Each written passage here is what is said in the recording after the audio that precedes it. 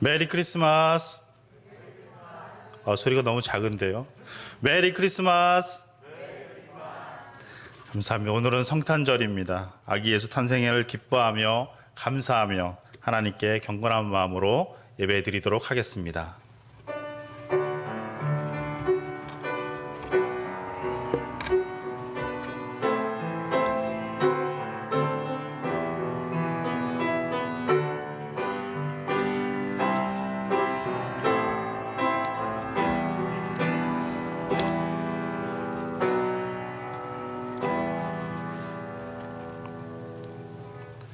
한 아기가 있어 우리에게 낳고 한 아들을 우리에게 주신 바 되었는데 그의 어깨에는 정사를 메었고 그의 이름은 기묘자라 모사라 전능하신 하나님이라 영존하시는 아버지라 평강의 왕이라 할 것임이라.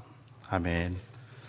아기 예수님을 세상에 보내시어 인류에게 구원의 소망을 주신 아버지 하나님, 저희 성도들을 거룩한 성전으로 오게 하시며 하나님 아버지께 무한한 영광과 찬송을 드리게 하심을 감사드립니다.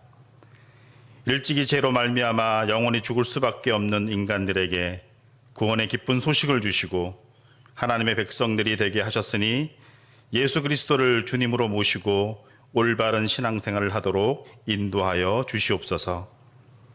어깨에 정사를 메신 아기 예수님으로 평화와 강건을 얻게 하시고 사랑이 넘치는 삶을 살게 하옵소서. 오늘 아기 예수님의 성탄 예배로 영광을 받으시기를 예수님의 이름으로 기원하옵나이다. 아멘. 우리 찬송가 10장 찬양하도록 하겠습니다.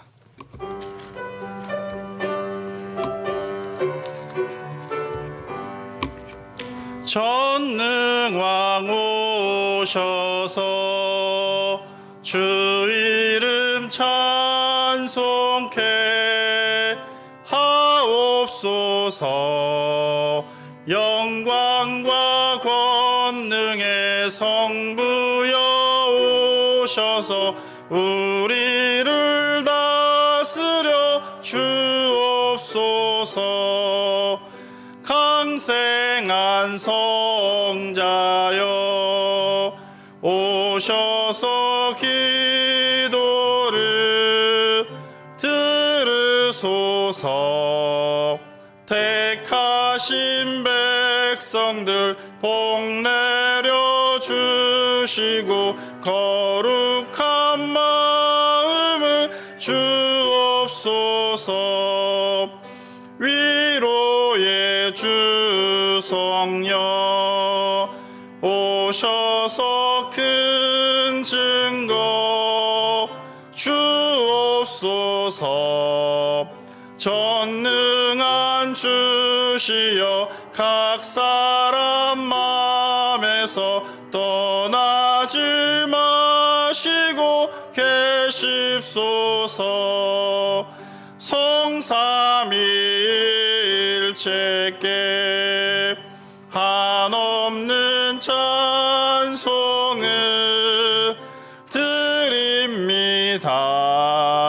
존귀한 주님을 영광 중 배웠고 영원히 모시게 하옵소서. 아멘.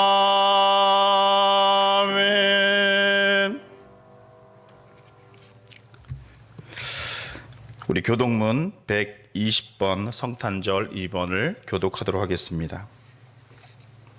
찬송하리로다 주 이스라엘의 하나님이여 그 백성을 돌보사 속량하시며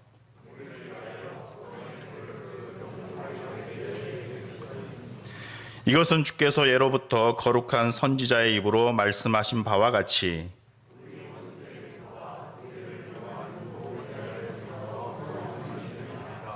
우리 조상을 긍휼히 여기시며 그 거룩한 언약을 기억하셨으니 우리가 원수의 손에서 건지심을 받고 종신토록 주의 앞에서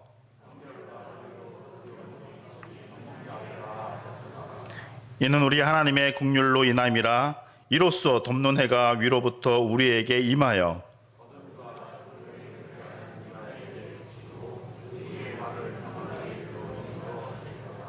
그러므로 주께서 친히 징조를 너희에게 주실 것이라.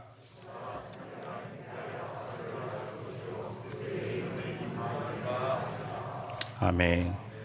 다 같이 사도신경으로 우리의 신앙을 고백하도록 하겠습니다. 나는 전능하신 아버지 하나님, 천지의 창조주를 믿습니다. 나는 그의 유일하신 아들 우리 주 예수 그리스도를 믿습니다. 그는 성령으로 잉태되어 동정녀 마리아에게서 나시고 본디오 빌라도에게 고난을 받아 십자가에 못 박혀 죽으시고 장사된 지 사흘 만에 죽은 자 가운데서 다시 살아나셨으며 하늘에 오르시어 전능하신 아버지 하나님 우편에 앉아 계시다가 거기로부터 살아있는 자와 죽은 자를 심판하러 오십니다. 나는 성령을 믿으며 거룩한 공교회와 성도의 교제와 죄를 용서받는 것과 몸의 부활과 영생을 믿습니다. 아멘. 찬송가 115장입니다.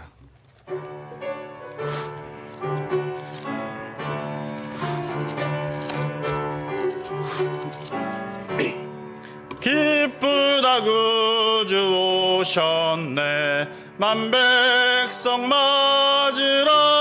온 교회여 다 일어나. 다 찬양하여라. 다 찬양하여라. 다 찬양하여라. 구세주 탄생했으니 다 찬양하여라. 이 세상의 만물들아 다 화답하여라. 다 화답하여라. 다 화답하여라. 온 세상 죄를 사하려 주 예수 오셨네. 죄와 슬픔 몰아내고 다 구원하시네. 다 구원하시네. 다 구원하시네. 은혜와 진리 되신 주 다 주관하시니 만국 백성 구주 앞에 다 경배하여라. 다 경배하여라. 다 경배하여라.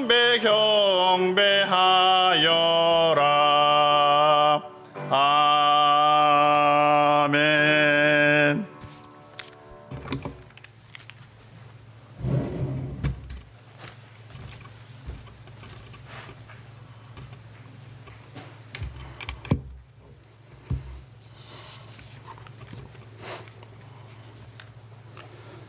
고맙고 감사하신 하나님 아버지, 죄로 말미암아 영원히 죽을 수밖에 없는 우리를 구원하시려 독생자 예수를 보내시고 낮은 곳으로 임하셔서 인간의 몸으로 오신 예수 그리스도께 찬양과 경배를 드립니다. 이 기쁜 날 성탄절 아침에 주님의 영광이 우리를 통하여 온 세상에 알려지게 하소서. 금년 성탄절을 통하여 코로나19 속에서도 이 나라의 새로운 하나님의 역사가 일어나게 하시옵소서. 서로의 미움이 가시고 서로 화해하고 신뢰하며 사랑할 수 있도록 우리들의 마음 문을 열어 주시옵소서. 죽음과 절망의 그늘이 드리워진 세상에 구원의 기쁜 소식을 가지고 오셨건만 죄악의 세상에 취해 많은 영혼들이 주님의 오심을 알지 못하고 여전히 멸망받을 죄 가운데서 살아가고 있습니다. 아기 예수 나심을 목자들에게 알렸던 천사들처럼 주님의 은혜를 입은 저희들이 세상 가운데 예수님 탄생하신 기쁨의 복된 소식을 전파할 수 있도록 인도하여 주시옵소서. 그래서 우리들을 통해 하나님의 사랑과 평강이 온 누리에 퍼져나가게 하옵소서. 코로나19가 하루속히 종식되므로 예배가 온전히 회복되며 일상이 회복될 수 있도록 도와주시옵소서. 오늘도 말씀을 선포하실 목사님에게 성령의 능력과 지혜를 더하셔서 하나님의 말씀이 능력 있게 선포되게 하시고 듣는 저희들은 말씀을 순전함으로 받고 순종하게 하옵소서. 예배를 돕는 이들에게 하나님의 크신 축복이 함께하여 주시기만을 간절히 원하며 예수님의 이름으로 기도를 드립니다. 아멘.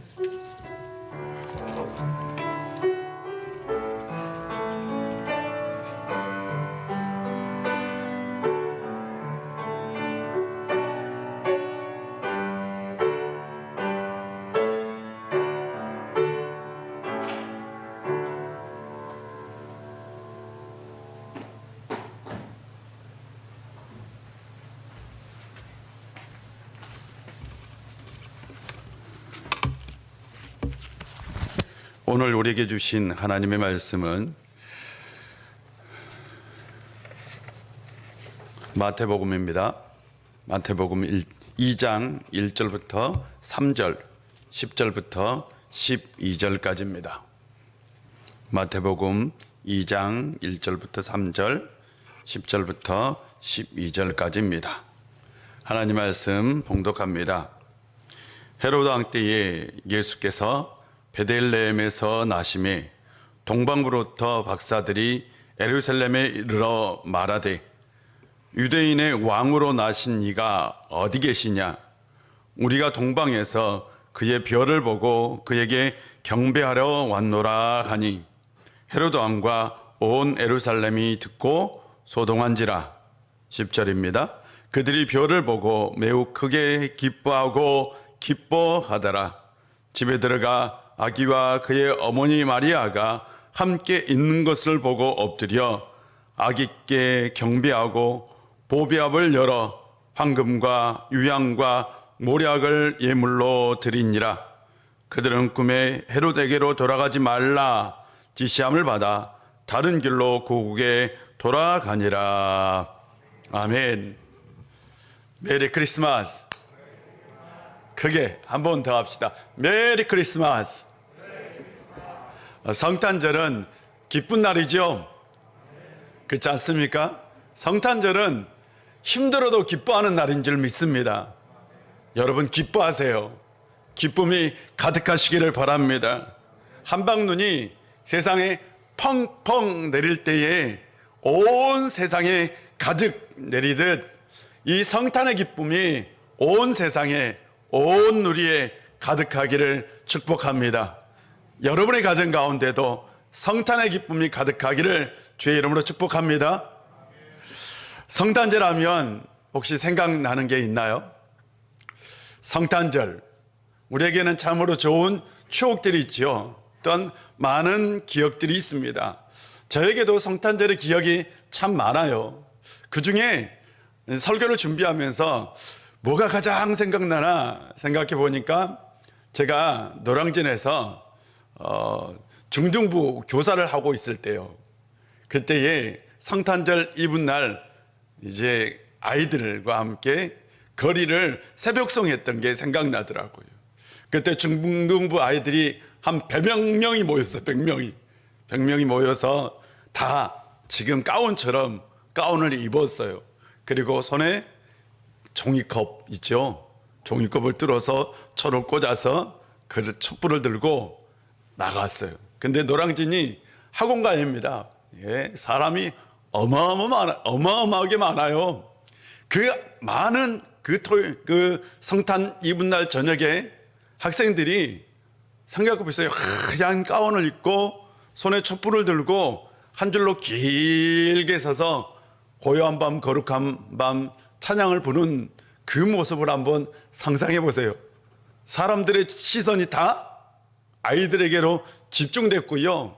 그러고 나서 아이들은 뭔가 가슴이 뿌듯한 걸 느꼈어요. 그때가 생각나요. 참으로 아름답고 멋있는 모습이었어요. 그런데 이런 모습들이 지금은 다 사라졌어요. 전에는 교회마다 그냥 다 추리를 했죠. 바깥에도 막 화려하게 추리를 하고, 또한 거리마다 성탄의 그 캐롤성이 가득했고, 또한 우리는 산타복을 입고 선물도 나눠줬어요. 오죽했으면 야, 성탄절 산타데이 아니야, 예수님이 탄생하신 날이야 라고 했을 정도였어요. 그런데 이제는 산타복이라도 입고 좀 돌아다녔으면 좋겠어요. 왜? 분위기가 없잖아요. 지금은 성탄의 분위기가 없어서 참 가슴이 아파요. 성탄절 하면 또 생각나는 게 성극입니다. 혹시 여러분 성극 다 해보셨을 것 같기도 합니다. 또한 성극을 할 때 참 재밌고 기쁜 일도 많았어요. 열심히 준비해서 이 크리스마스 이브날 저녁에 교인들에게 성극을 보여주죠. 열심히 준비했는데 대사가 생각이 안 나. 그렇잖아요. 또 아이들이 이상한 행동을 해. 그러면 교인들이 막 웃기도 하고 박수도 쳐주면서 그랬어요. 그런데 대부분의 성극이 뭐였느냐? 바로 동방박사가 구이에 누인 그 아기에게 보비압을 열어서 뭘 드리는? 예물을 드리는 그걸 성극으로 재현한 거죠. 질문해 볼게요. 동방박사가 예수님께 예물을 드리는 그날은 예수님께서 태어나신 날이었을까요? 다시 질문해 볼게요. 동방박사가 예수님께 예물을 드렸어요. 그 예물 드린 날이 정말 예수님이 탄생한 그 마구간에서 예물을 드렸을까요? 우리는 대개 성극을 할 때에 동방박사가 구유에 누인 그 예수님께 예물을 드렸다라고 그렇게 했어요. 그리고 그런 상상력을 가지고 그렇게 연극을 했어요. 그런데 정말일까요? 제가 또 질문을 볼게요. 동방박사는 몇 사람이었을까요? 우리는 세 가지 예물을 드렸기 때문에 동방박사가 세 사람일 것이다 라고 추측합니다. 그래서 연극을 하면 다 몇 사람이 나왔어요? 세 사람이 나왔어요. 그런데 모릅니다. 몇 사람이었는지 알 수는 없어요. 아마 세 사람보다는 더 많았을 것 같아요. 그들은 어디에서 왔을까요? 정확히 또 모릅니다. 네, 어떤 사람은 저 멀리 아라비아에서 왔다라는 사람도 있어요. 근데 정확하게는 몰라. 다만 바벨론, 동쪽 바벨론이나 그 너머의 지역에서 왔을 것으로 추측합니다. 헤로데에게 이 동방박사가 유대인의 왕으로 나신 이가 어디냐라고 질문을 할 때에 헤롯은 신하들을 불러서 야, 그리스도가 어디에서 나느냐라고 물었어요. 그러니까 동방박사가 말했던 유대인의 왕은 바로 누구냐? 그리스도입니다. 이 동방박사는 그리스도에 대해서 알고 있었던 사람들이죠. 아니, 동방에서 온 박사들이 어떻게 그리스도를 알아요? 그런데 만약 그들이 바벨론에서 왔다면 이 바벨론 지역은 이미 오래전부터, 아주 오래전부터, 몇백 년 전부터 유대인들이 살고 있었고요. 이 바벨론 지역에 있는 유대인들은 구약 성경을 헬라어로 번역했어요. 그리고 하물며 구약 성경을 주석까지 한 기록도 있어요. 그렇다면 그들은 그 바벨론 지역에 살고 있는 유대인들에게 그리스도에 대한 정보를 얻었던 거죠. 이상한 별이 나타났어요. 그 별이 틀림없이 이상한 별이죠. 그래서 틀림없이 그들은 그 땅에 사는 바로 그리스도인들, 이 유대인들에게 그리스도에 대한 정보를 얻었던 것으로 보아 아마 그들이 바벨론에서 왔을 것이다 라고 추정합니다. 그렇다면 이제 다시 한번 그들은 언제 예수님을 만났을까요? 라는 거예요. 누가복음에서는 목자들의 방문 얘기가 나오고 마태복음에서는 동방박사의 방문 얘기가 나오죠. 누가복음에서 목자들이 방문할 때에 그때에 바로 예수님께서 마구간에서 태어났다 라는 것과 예수님께서 그 위에 누웠다라는 것을 얘기하고 있습니다. 그런데 마태복음에서는 동방박사가 마국간에서 아기를 경배했다라고 얘기하지 않아요. 정확하게 표현하면 집에 들어가라고 얘기하고 있습니다. 우리가 성탄절 성극을 통해서 동방박사가 바로 예수님께서 탄생한 밤에 방문했을 것이다 라고 얘기하지만 실제로는 그렇지 않습니다. 누가복음에 의하면 예수님은 태어난 지 8일 만에 예루살렘에 올라가서 정결 예식을 했어요. 그리고 나서 다시 베들레헴으로 돌아왔을 때에 아마 그의 아버지는 베들레헴에 정착하려고 틀림없이 집을 얻었을 겁니다. 그리고 나서 그 집에서 아기는 자라고 있었어요. 어쩌면 예수님께서 아장아장 기었을 그때에 동방박사가 방문했을 가능성이 있습니다. 자신들을 똘망똘망하게 쳐다보는 그 아기 예수 앞에 지금 마리아의 품에 있는 그 아기 예수에게 동방박사는 바로 보배압을 열고 예물을 드리고 경배를 했던 거죠. 그들이 드렸던 예물은 황금과 유향과 몰약입니다. 황금은 왕권을 상징하고요. 유향은 인성을 상징하고요. 몰약은 신성을 상징하는 예물입니다. 요셉과 마리아에게 동방박사의 방문은 굉장히 뜻밖의 방문이죠. 그 누구도 오지 않는 방문이었어요. 그런데 머나먼 이국의 땅에서 그것도 동방의 박사들이 와서 방문을 했어요. 그리고 예물을 드립니다. 나중에 아마 이 예물은 학자들이 하면 이 예수의 가족이 애굽으로 피신했을 때에 아마 귀하게 사용되었을 것으로 추측됩니다. 그렇다면 동방박사의 이 방문은 우리에게 어떤 은혜가 있을까요? 하는 거죠. 첫 번째로는 동방박사의 방문은 굉장히 머나먼 여정이었다 라는 거죠. 어디서 왔는지 정확하게는 모르지만 바벨론 또한 그 너머의 지역에서 온 것은 분명합니다. 동방의 먼 나라에서 그들은 별 하나를 보고 왔어요. 걸어서 수말리요. 지금처럼 뭐 교통수단이 발달한 것도 아닙니다. 강을 건너고요, 산을 넘고, 맞아요?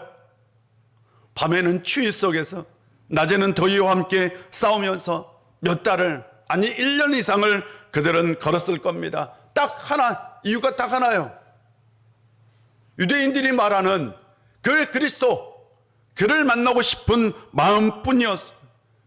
그들은 그 힘든 길을 또 걷고 또 걷고 또 걸어서 그 예수님께서 계신 그곳까지 왔어요. 여러분 같았으면 그렇게 했겠습니까? 상상해 보세요. 정말 힘들고 어려운 길이었습니다. 그러나 그들은 그 아기 예수를 만났어요. 그리고 나서 말로 표현할 수 없는 기쁨을 가지고 돌아갔을 것입니다. 우리는 그 사람들이 어떻게 됐는지는 알 수 없어요. 그렇지 않아요? 그러나 어쩌면 우리는 상상할 수 있는 거죠. 틀림없이 그들은 나중에 예수님의 소식을 들었을 가능성도 있을 것이고, 그때 만약 예수님의 그 소식을 들었다면, 우리가 경배했던 그분이 십자가에서 죽으셨다고, 그리고 부활하셨다고, 그분을 믿어야지 어쩌면 그분의 제자가 되었는지도 모르는 일이죠. 그렇지 않습니까? 아니, 그런 상상을 해봅시다. 즐거운 일이잖아요. 동방박사는 예수님을 찾아 머나먼 여행을 했어요. 예수님을 찾는 여정은 정말 힘들고 어려운 일이었어요. 우리도 예수님을 만나고 예수님을 찾는 이 여정은 머나먼 여정이 될 수 있습니다. 예수님을 만난 여정은 외적인 여정과 내적인 여정이 있는 거죠.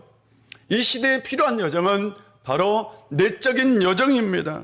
여전히 아직도 예수님을 마음속으로 영적으로 만나지 못한 분들이 있고, 또한 예수님을 믿는다 할지라도 아직도 마음 깊이, 내 영혼 깊이까지 예수님을 만나지 못하는 분들이 있습니다. 그런 분들에게는 내면의 여정이 필요한 거죠. 케빈 밀러라는 목사님은 그리스도가 계신 자리라는 책에서 이런 얘기를 해요. 예수님의 실제는 가슴의 문제다라고 얘기합니다. 예수님의 어떤 실제, 예수님이 실제로 우리에게 드러나는 건 우리의 가슴, 우리의 마음의 문제다라고 얘기하면서 그분은 세 가지 역설을 얘기합니다. 첫째, 홀로 있는 곳에 임재하신다는 역설. 두 번째로는 뒤로 물러갈 때에 앞으로 나아갈 수 있다는 역설. 세 번째로는 초월이 내재한다는 역설이라고 얘기합니다. 세 번째가 참으로 멋있는 것 같아요. 초월이 우리 안에 내재한다는 역설이 우리 안에 있다라는 거예요. 예수님은 하나님의 아들이죠. 맞아요? 예수님은 우주적 존재입니다. 예수님은 초월적인 분입니다. 우리가 예수님을 믿고 예수님을 영접했다라는 것은 그분이 우리 안으로 들어왔다. 맞아요? 잘 생각해 보세요. 초월적인 분이에요. 우주적 존재예요. 하나님의 아들이 우리의 조그마한 가슴 속으로, 우리의 조그마한 이 가슴 속으로 들어왔다는 건 엄청난 역설이죠. 어떤 면에서는 엄청난 은혜이고 기적과 같은 일이죠. 이것이 바로 기독교가 우리에게 말하는 신비이기도 합니다. 그 초월적인 하나님의, 그 하나님 신적인 존재가 이 조그마한 우리의 가슴 속으로 들어왔다는 건 엄청나게 놀라운 일이죠. 예수님은 우리의 내면에 오셔서 이곳저곳 다니십니다. 우리는 예수님이 우리의 내면, 우리의 마음 가운데 오셔서 우리 안에 다니시도록 우리는 허락해야 합니다. 우리는 마음을 활짝 열고 예수님께서 우리 안에 다니시도록 우리는 우리의 내면을 보여드려야 합니다. 그것이 바로 예수 그리스도가 우리 안에 충만해지는 것이고, 그것이 진짜 우리 안에서 내면의 연영이 이루어지는 거죠. 바울이 말한 그리스도와 함께 죽고 그리스도와 함께 사는 이 여정은요, 굉장히 머나먼 여정이 될 수 있습니다. 한순간에 이루어지는 것이 아닙니다. 1년이고 10년이고 평생이 될 수 있는 겁니다. 사랑하는 성도 여러분, 예수님을 만나시기를 바랍니다. 예수님을 마음 깊이 가운데 영접하시기를 바랍니다. 예수 그리스도가 내 안에 충만해질 때까지 예수님을 받아들일 수 있는 성도님들이 되시기를 바랍니다. 이것이 죽을 때까지 만약 이루어야 할 업적이라면, 사명이라면 죽을 때까지 그 여정을 걸어갈 수 있는 성도님들이 되시기를 주의 이름으로 축복합니다. 예수님이 우리를 만나러 이 세상에 오셨다면 우리는 그분을 우리 안에 영접해야 합니다. 우리의 마음 깊은 곳까지 영접해야 합니다. 이렇게 할 수 있는 성도님들이 되시기를 바랍니다. 두 번째로, 동방 박사는 아기 예수께 경배했다라는 거죠. 그들이 헤롯에게 경배했다라는 기록은 없어요. 헤롯 왕, 이스라엘을 다스리는 왕에게 찾아가서 그 앞에서 경배했다? 아니요. 그들은 아기 예수께 경배했어요. 이 경배하다라는 단어가요, 무릎을 꿇다, 머리를 숙이다 라는 의미를 가지고 있습니다. 이 말은 굴복하다라는 의미도 가지고 있어요. 굴복했다라는 거죠. 그들은 아기 예수를 보는 순간 자신들이 만나고 싶었던 그 메시아 그리스도라는 것을 알게 되었어요. 만약에 단순히 꼬마 아기에게 누가 경배를 해요? 그렇지 않아요? 아기가 태어났는데 그 아기에게 여러분 경배합니까? 아니, 솔직하게 말해주세요. 누구 집에 아기가 태어났어요. 그 아기에 찾아가서 선물 주면서 내가 네 앞에 머리를 쏠라리고 경배한다 라고 얘기해요? 안 하죠. 그런데 동방 박사는 왜 경배했어요? 바로 그 아기가 자신들이 바라본 그리스도였기 때문입니다. 높은 지위를 가지고 있는 사람이, 그들은 틀림없이 동방 박사는 그 당시 그 나라에서 아마 높은 지위를 가지고 있었던 사람으로 추측이 돼요. 왜냐하면 그 당시 천문학자를 여러분 그냥 점성술 하는 사람쯤으로 이해해서는 절대 안 돼요. 우리나라에서 신라 시대에도요, 이 천문학을 하는 사람들이 있었어요. 그들은 왕궁에 있었던 사람들이고 왕과 정사를 논했던 사람들입니다. 바로 이 동방에서 온 천문, 이 동방 박사들은 그런 사람들이었어요. 고귀한 신분을 가지고 있었던 사람들입니다. 어쩌면 그 나라의 왕이 파견했는지도 몰라요. 그런 그들이 조그마한 마을, 초라한 집, 가난한 목수의 가정에서 태어난 아기에게 경배를 했다요? 결코 단순한 사건이 아닙니다. 엄청난 사건이죠. 그들은 이 아기가 누구인지를 알았던 거죠. 그러나 헤롯은 달랐어요. 헤롯은 베들레헴에서 그리스도가 태어난다라는 소식을 듣고요, 2세 이하의 아이들을 다 죽입니다. 그는 선지자가 예언한 그리스도의 얘기를 알고 있었어요. 그리고 나서 자신의 왕권이 무너질까봐, 자기의 권력에 눈이 멀어서, 탐욕에 눈이 멀어서 그리스도를 부정하고 그 그리스도를 어떻게 하려고 했던 거예요? 죽이려고 했던 거죠. 단순히 아기들을 죽이는 게 아니에요. 그는 이 세상에 온 그리스도, 전통적으로 유대인들이 믿었던 그 메시아를 살해하려고 했던 것입니다. 세상에는 아기 예수를 경배하지 않는 사람들이 있습니다. 자신의 탐욕에 눈이 멀어서, 자신의 욕심에 눈이 멀어서 예수님을 알아보지 못하고 예수님께 경배하지 않는 사람들이 있습니다.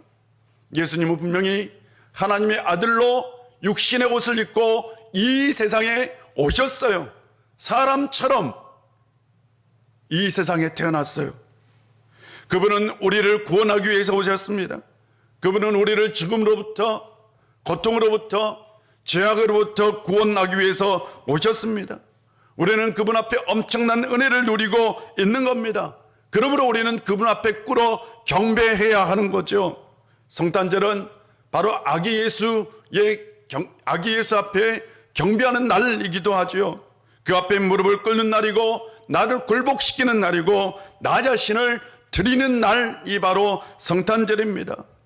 우리가 아무리 높은 권세를 가지고 있더라도, 우리가 이 세상의 모든 재물을 가진다 할지라도 우리는 그분 앞에 엎드려 경배해야 합니다.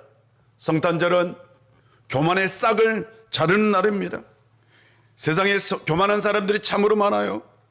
자신이 부자라고, 자신이 권력을 가졌다고, 자신이 학식을 가졌다고 예수님을 무시하고 경배하지 않는 사람들이 있습니다. 이들은 절대로 예수님이 베푸신 그 구원의 은혜를 경험하지 못할 겁니다. 영원한 죽음에 처할 것이고, 악의 소굴에서 벗어나지 못할 것이고, 고통의 지옥에서 살아갈 것입니다.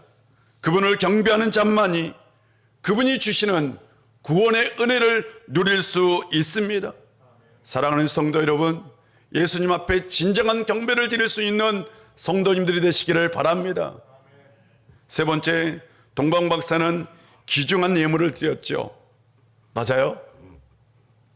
황금과 유향과 몰향을 드렸어요. 그 당시 최고의 예물입니다.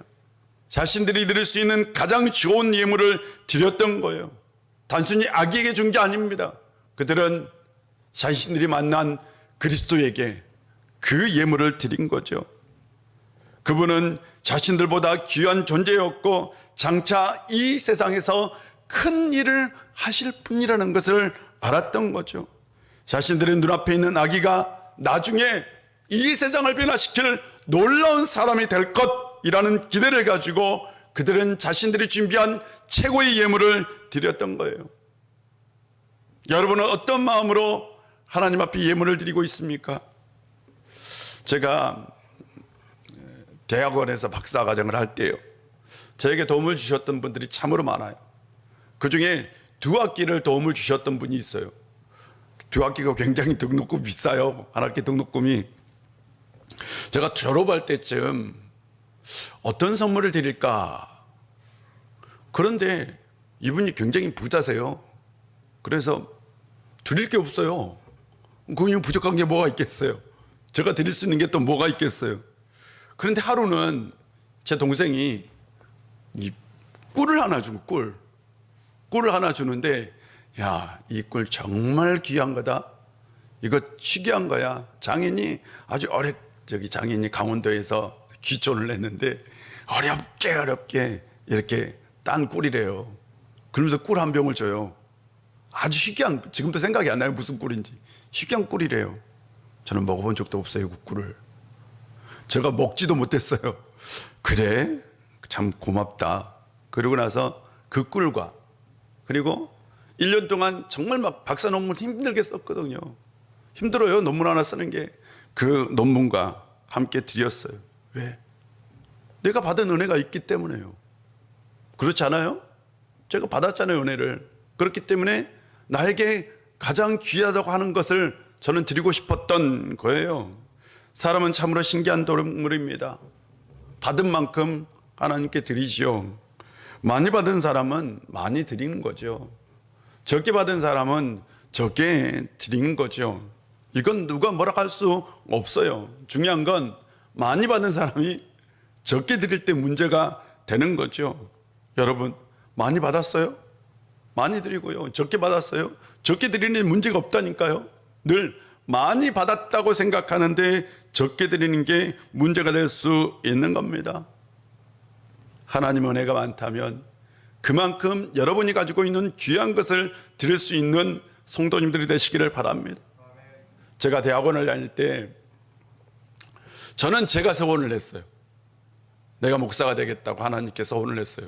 그런데 친구들 중에 가끔 그런 친구들이 있어요. 서원을 어머니가 한 거예요. 있었어요, 많았어요. 어머니가 서원을 했대. 근데 신학교를 온 거예요. 신학교를. 아니, 없었어요? 있었어요, 많았어요. 옛날에는 많았어요. 그 어머니는 하나님께 받은 은혜가 너무나 큰 거예요. 하나님께 받은 은혜가 너무나 커. 그런데 드릴 게 없어요. 그래서 뭘 드렸어요? 아들을 하나님께 소원했어요. 아들을 하나님께 소원해서 하나님께 드리겠습니다. 그런데 그 자녀들 중에 놀랍게도 한국교회를 이끌어가는 지도자들이 참 많이 나왔던 거죠. 그 어머니들은 하나님께 가장 큰 예물을 드린 거죠. 아니, 자기 아들을 드렸으니. 신기하게 그 자녀들도 놀라워요. 그 어머니에게 순종합니다. 요즘 시대 같으면 불가능할 것 같아요. 요즘 시대에는 자녀를 드리는 어머니도 없어요. 동시에 어머니가 소원했다고 내가 신학교 가겠습니다 라는 자녀들도 거의 없을 거예요. 제가 확신합니다. 거의 없어요. 왜 했어요? 라고 얘기할 거예요. 그런데 그때는 참 그런 사람들이 많았어요. 어머니가 소원했다고 신학교로 와서 하나님께 자기의 자신을 드리고요. 그리고 나서 하나님 앞에 귀하게 쓰임 받은 분들이 참으로 많았어요. 그의 어머니들은 내가 하나님 앞에 예물을 드릴 수 없으니 뭘 드렸어요? 자녀를 드린 거예요. 자녀까지 하나님께 드렸던 어머니의 마음이 어쩌면 우리가 성탄절에 가져야 할 마음 아닐까요? 맞아요? 이 부분은 아멘이 없구나. 제가 여러분 자녀 드리라는 거 아니잖아요. 맞죠? 네, 받은 은혜가 있다면 그만큼 하나님 앞에 드릴 수 있는 성도님들 되시기를 바랍니다. 동방박사는, 우리가 동방박사를 통해서 세 가지 은혜를 나눴어요. 첫 번째로는 그들은 정말 머나먼 여행을 했어요. 누구를 만나기 위해서? 예수님을 만나기 위해서. 그들은 예수님을 만날 때에 자기 자신을 경배를 드렸어요. 굴복시켰어요. 세 번째, 그들은 귀한 예물을 드렸어요. 이런 은혜가 여러분 가운데로 있기를 주의 이름으로 축복합니다. 기도하겠습니다. 아버지 하나님, 오늘 우리 가운데 함께 해주시고 은혜 주셔서 감사드립니다. 동방박사 그 사건을 통해서 우리가 세 가지 은혜를 나누었습니다. 머나먼 여인과 경배와 귀한 예물을 드렸던 그 동방박사처럼 우리가 늘 하나님 앞에 우리 자신을 드리고 하나님 앞에 경배를 드리고 또한 예수님을 향해 우리의 마음을 늘 활짝 열어갈 수 있는 저희들 되게 하여 주옵소서. 예수님의 이름으로 기도합니다. 아멘. 이 시간에 우리 좀 특별한 게 헌금을 할 거예요. 보통 우리가 헌금을 할 때는 뒤에 들어오면서 헌금을 했는데 오늘은 좀 특별하게 헌금하려고 합니다.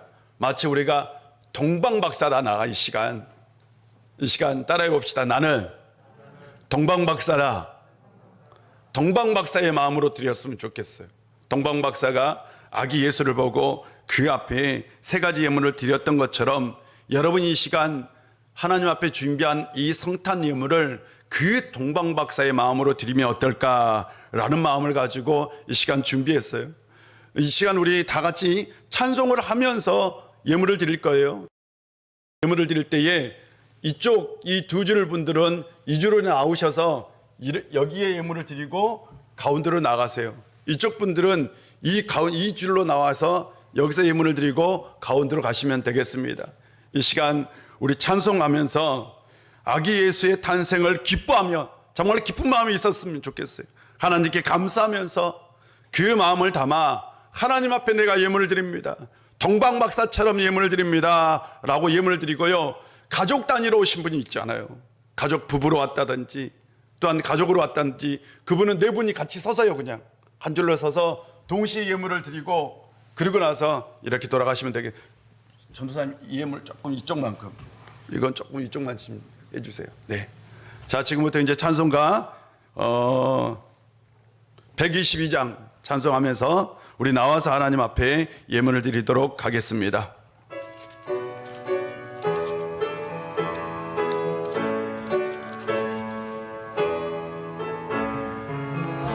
참 가까운 성도여 다 이리 와서 베들레헴 성 안에 가봅시다.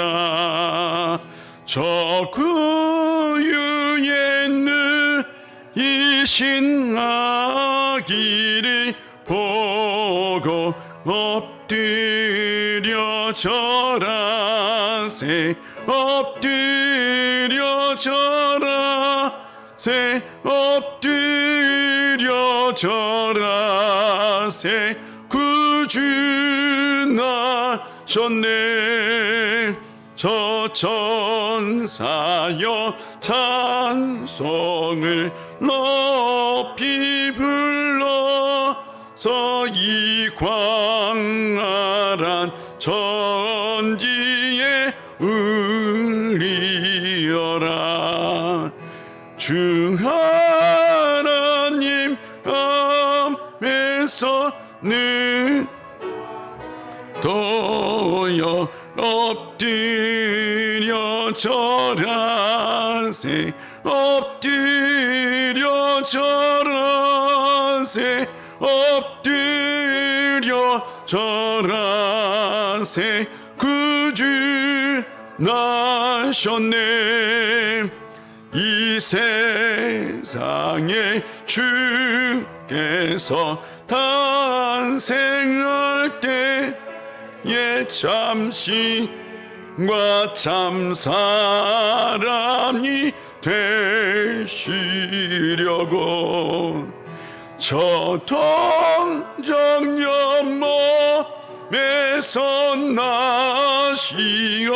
나시었으니 엎드려 절하세 엎드려 절하세 엎드려 절하세 구주 나셨네.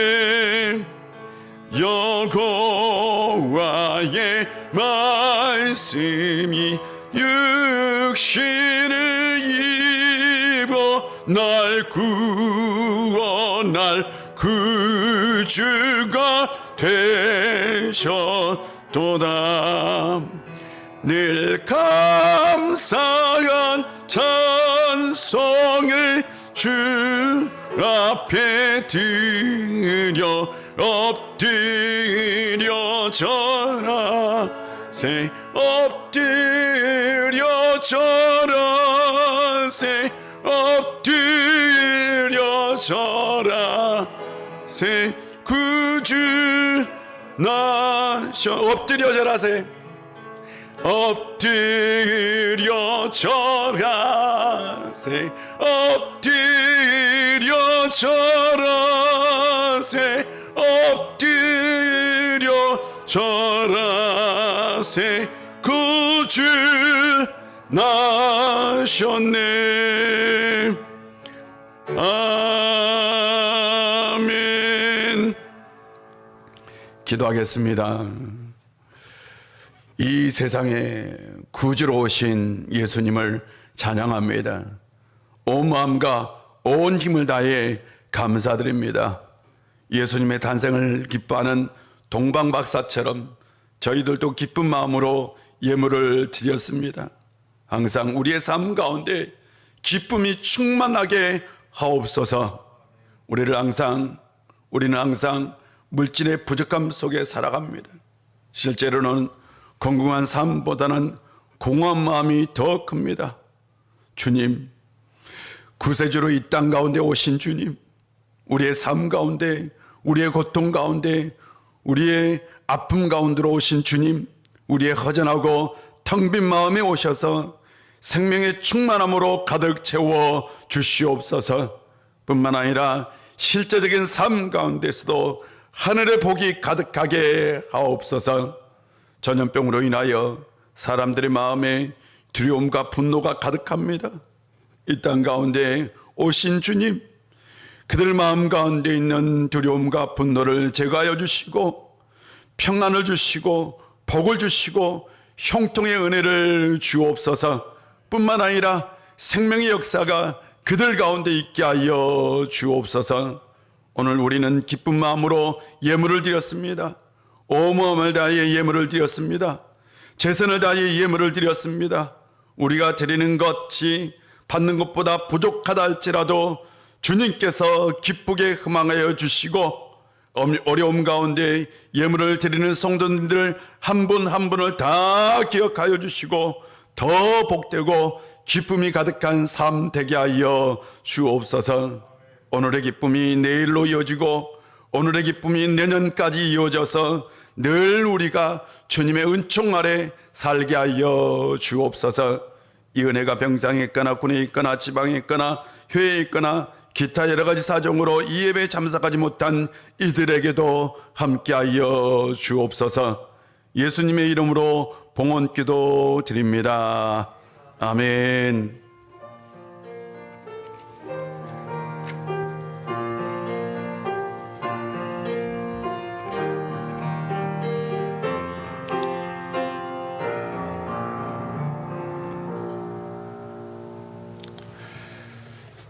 나가실 때요, 교회에서 준비했거니와 동시에 우리 장로님들이 실은 여러분들에게 준비한 선물입니다.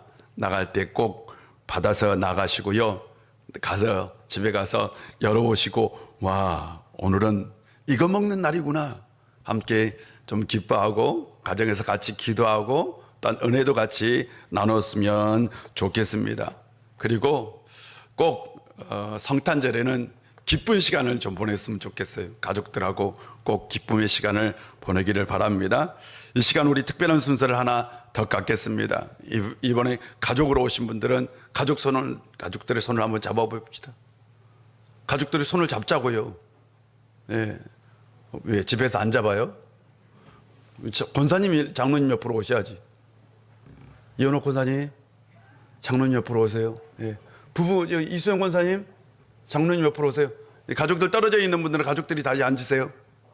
네, 떨어져 있는 분들은 가족끼리 앉으시고, 가족이 없다면 자, 가족 안 오신 분들은 자, 가족들 손 올려주세요. 잡은 손 잡았는지 확인해야지.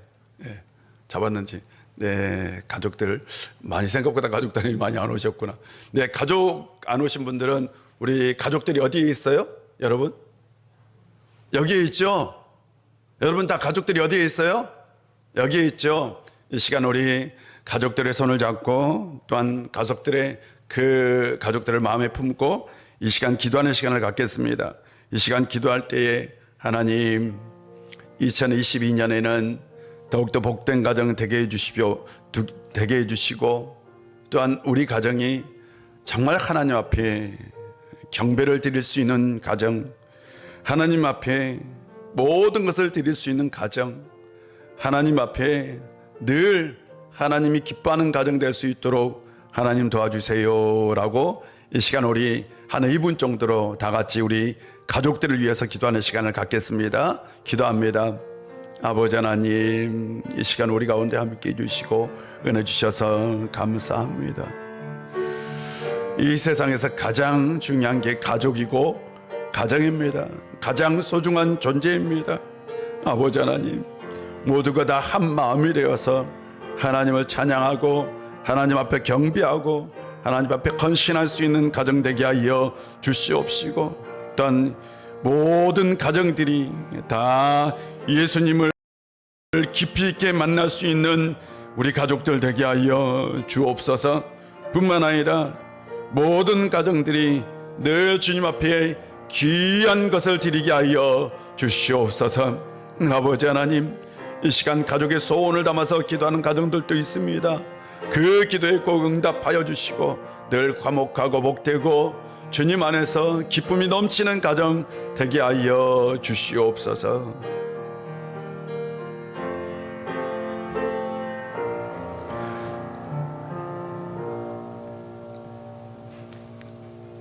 예수님의 이름으로 기도합니다. 아멘. 우리의 생명을 위해서, 우리의 구원을 위해서 이 땅에 오신 우리 구주 예수 그리스도의 놀라우신 은혜와 우리 아버지 하나님의 크신 사랑과 성령 충만한 역사가 동방박사처럼 예수님을 깊이 만나고 예수님 앞에 늘 찬양과 경배를 드리고 항상 귀한 것을 드리기를 소망하는 우리 우일의 모든 건속들과 그들의 삶의 터전과 이 나라와 이 민족 위에 그리고 온 우리에 함께 하시기를 간절히 축원하옵나이다. 아멘.